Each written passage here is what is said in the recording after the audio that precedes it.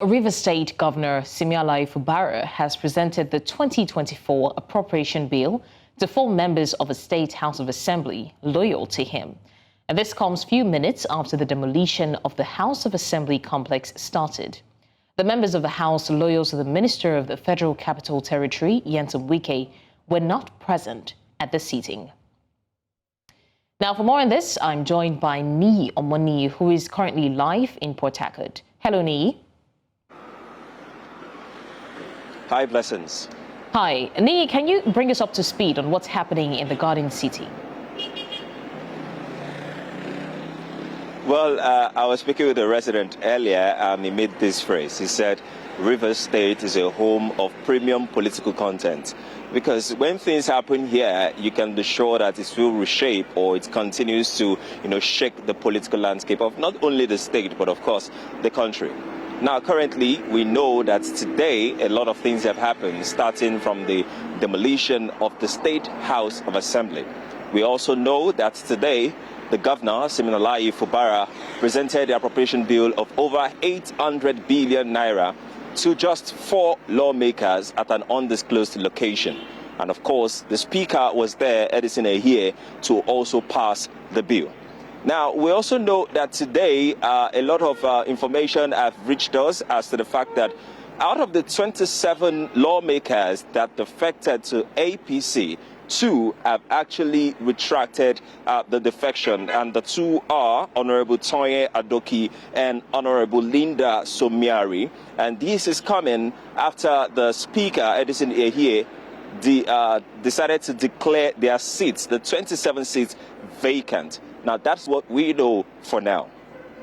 Now, Nii, all of this, right, a lot of people would say that it's stemming from a failure of the president now, Bola Tinubu, to mediate between, both parties. And by both parties, I'm talking about Fubara and Edison Ehie. A lot of people have called on the president to step in so as to avoid, furtherance of this issue. And now we're seeing, like you said, it's like a political show, a political reality show, and it looks like this is not even over yet. So do you think that truly it's stemming from the failure of the president or a higher power, so to speak, to call these people down and mediate and at least try to, get them to meet each other in the middle?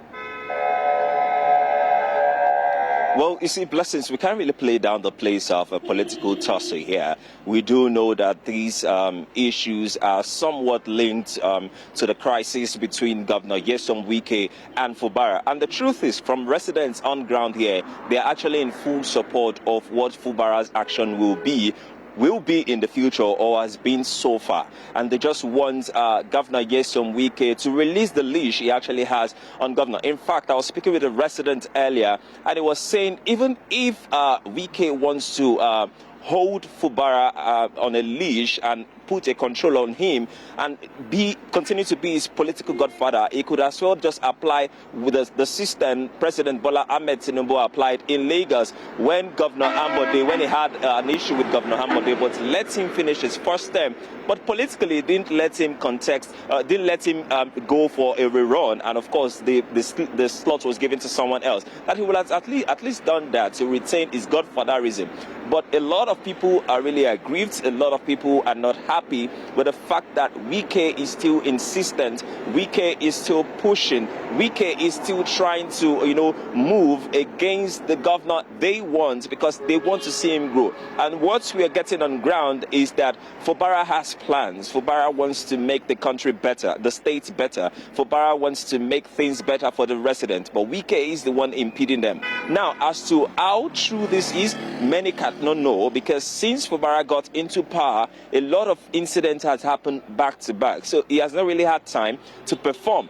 And he's hoping, according to words we heard and sources we've spoken to, he's hoping that with this 800 billion appropriation bill, which he wants to be passed almost immediately, it can take effect and, of course, continue governance and continue to give people the dividend of democracy, just as he does every other thing he needs to do so that people can have a better life. And that is why a lot of people, while some say there's a controversy as to the demolition of the State House of Assembly in Rivers, some are just saying it's due for renovation. an official statement from Fubara's camp says that that particular place failed integrity test because of the arson that happened about 6 weeks ago.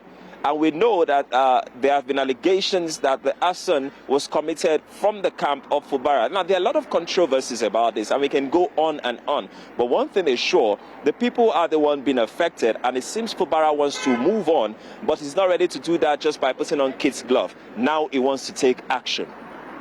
Okay, let's talk about the accusations that have been flying around. Now, I remember earlier, we know that one party did accuse the other party of gross misconduct, and that was the basis for which they were calling for his impeachment. There was also, like you said, the accusation that he was responsible for the burning of some part of the house. Now, with all of these accusations, we also did find out, or we did get to know that investigations were going on, but we didn't exactly get the outcome of the investigations. I mean, If these investigations are not carried out and names are not cleared, what's to say that this will not go forward to tarnish people's images? Because, I mean, accusations are just going around, and it could have a drastic effect on a person's name. So has there been any result from the investigations carried out, or were there any investigations carried out at all?